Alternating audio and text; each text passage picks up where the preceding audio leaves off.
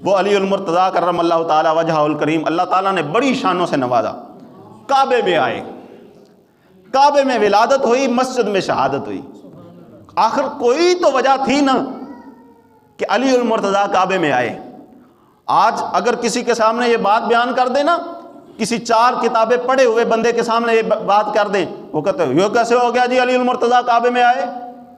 تو ہم کہیں گے اپنی عقل کا علاج کروا, بیت اللہ بھی رب کا, علی المرتضیٰ بھی رب کے.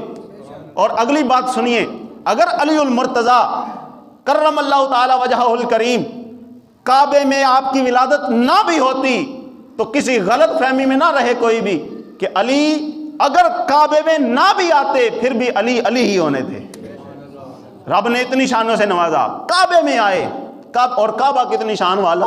دیکھیں حضرت علی المرتضیٰ بیت اللہ میں آئے, حضرت علی المرتضیٰ کی پیدائش ہوئی بیت اللہ میں, اور بیت اللہ وہ ہے جب نبی پاک صلی اللہ علیہ وآلہ وسلم کی ولادت ہوئی تو یہ جھومنے لگ گیا تھا, یہ جھومنے لگ گیا تھا. اب یہاں پر ایک نقطے کی طرف جو ہے وہ اشارہ کیا گیا, اور پھر اگلی بات بھی سنیے. رب تعالیٰ نے علی المرتضیٰ کو کعبہ میں بھیج کر اور حضور کی ولادت پر کعبہ کو وجد میں لا کر دنیا والوں کو پیغام دے دیا, او کعبہ کی طرف منہ کر کے نمازیں پڑھنے والوں اور اس کا طواف کرنے والوں, تمہاری نمازیں اور طواف تب قبول ہوگا جب دل میں نبی کا بھی حیا ہوگا, علی المرتضیٰ کا بھی حیا ہوگا. تو یہاں مستی ہے. حضرت علی المرتضیٰ کرم اللہ تعالی وجہہ الکریم کے حوالے سے اگلی بات سنیے. جب فتح مکہ کا موقع آیا, کعبۃ اللہ کے ارد گرد سے سارے بت جو ہے وہ ہٹا دیے گئے, توڑ دیے گئے.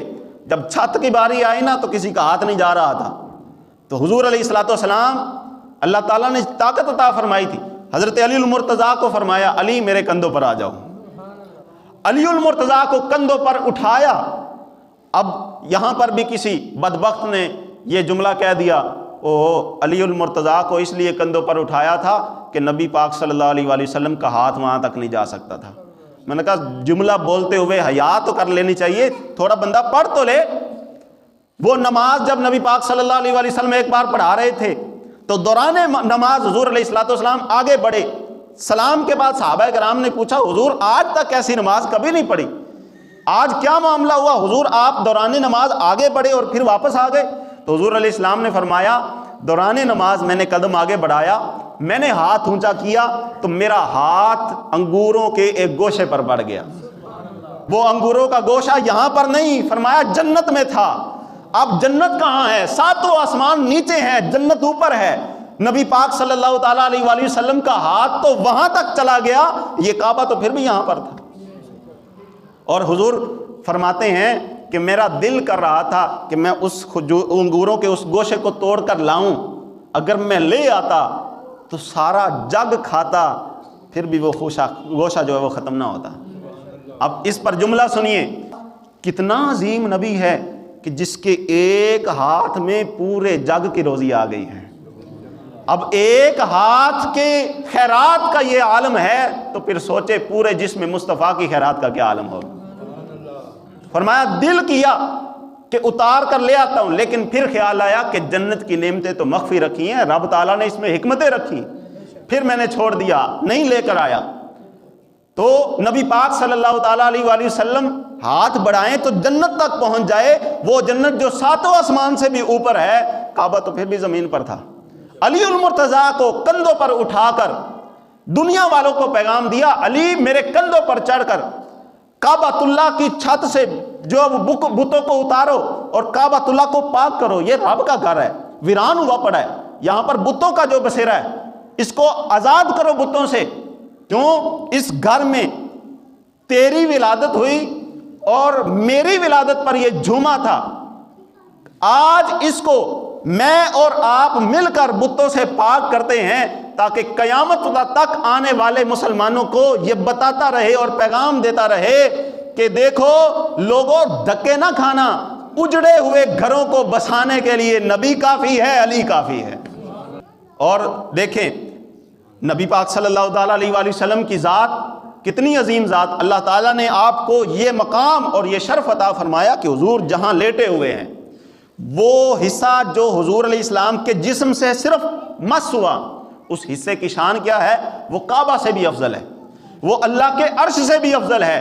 میں پوچھنا چاہتا ہوں، جس حصے کو نبی پاک صلی اللہ تعالیٰ علیہ وآلہ وسلم سے نسبت ہوئی زمین کے حصے کو، وہ تو اللہ کے عرش سے بھی افضل ہو گیا، تو اس علی المرتضیٰ کا مقام کیا ہوگا جس کو مصطفیٰ کریم علیہ السلام اپنے کندھوں پر اٹھائے ہوئے ہیں؟ اس حسن کا کیا مقام ہوگا جس کو حضور اپنے اس کندھے پر اٹھائے ہوئے ہیں؟ اس حسین کا کیا مقام ہوگا جس کو حضور علیہ السلام اپنے اس کندھے پر اٹھائے ہوئے ہیں؟ کوئی اندازہ کر سکتا ہے ان کی مقدس ہستیوں کی شان کا، ان پاکوں کی شان کا؟ تو حضرت علی المرتضیٰ کرم اللہ تعالی وجہہ الکریم جب ولادت ہوئی تو آپ سوچیں تو صحیح، ذرا تصور تو کریں، میں اور آپ کے گھر میں جب کوئی بچہ پیدا ہو تو گٹی دینے والا باپ ہو یا دادا ہو، نانا ہو، ماں ہو یا کوئی نیک بندہ ہو، لیکن علی المرتضیٰ وہ ہستی ہیں جب پیدا ہوئے تب تک آنکھ نہ کھولی جب تک مصطفیٰ کریم علیہ السلام کا چہرہ سامنے نہیں آ گیا۔ آنکھیں کھولی تو سامنے چہرہ مصطفیٰ تھا، اور پھر کوئی چیز کھا بھی نہیں رہے تھے۔ والدہ روتی ہوئی حضور علیہ السلام کے پاس گئی، یا محمد، وہ کوئی کھا پی نہیں رہے، کوئی چیز نہیں کھا پی رہے۔ تو حضور علیہ السلام نے سب سے پہلے جس چیز کی گھٹی علی المرتضیٰ کو دی وہ کوئی اور چیز نہیں تھی، وہ لعاب مصطفیٰ، پہلی غذا لعاب مصطفیٰ۔ اور پھر صرف لعاب ہی نہیں ڈالا، زبان بھی ڈال دی، زبان بھی ڈال دی، اور حضرت علی المرتضیٰ چوسنے لگ گئے، اور جب تک علی المرتضیٰ چوستے رہے نبی چساتے رہے۔ اب ذرا جملہ سنیے، نبی پاک صلی اللہ تعالیٰ علیہ وآلہ وسلم نے حضرت علی المرتضیٰ کی ولادت ہوئی تو ان کے منہ میں زبان دے دی، حضرت سیدہ کائنات کی ولادت ہوئی تو ان کے منہ میں زبان دے دی، حضرت امام حسن کی ولادت ہوئی تو ان کے منہ میں زبان دے دی، حضرت امام حسین کی ولادت ہوئی تو ان کے منہ میں زبان دے دی۔ علی المرتضیٰ کے منہ میں نبی کی زبان، علی المرتضیٰ کے منہ میں نبی کی زبان، سیدہ کائنات کے منہ میں نبی کی زبان، امام حسن کے منہ میں نبی کی زبان، امام حسین کے منہ میں نبی کی زبان۔ جملہ سنیے اور تڑپ جائیے، او ہین پنج لیکن اللہ دی عزت دی قسم اینا پنجہ دی زبان ایک کیجئے، ہین پنج۔ اگلا جملہ سنیے، لیکن چادر ایک کی ہے، ہین پنج لیکن گھرانہ ایک ہی ہے۔ اللہ تعالیٰ نے اتنی شانوں سے نوازا ان کو۔